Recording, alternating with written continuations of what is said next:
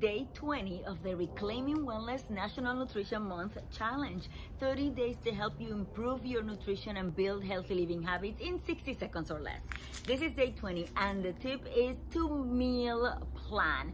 This is relatively simple. Every Friday afternoon or Saturday, you are going to find the types of meals that you want to have for next week.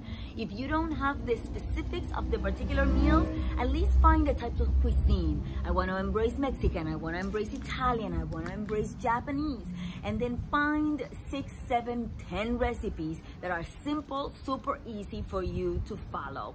On Saturday, you're going to go to the market, buy your ingredients, get ready to do some cooking on Sunday. And then on Sunday, you are going to get ideally a buddy or your child or your spouse or your friend to come together and cook together and put some music and have a lot of fun, and then pack those dinners and lunches into individual packages for every single day of the week. If you could do it either family style or individually, it depends on your style and your particular family and loved ones' needs.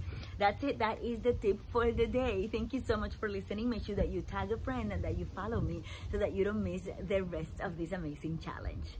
See you tomorrow.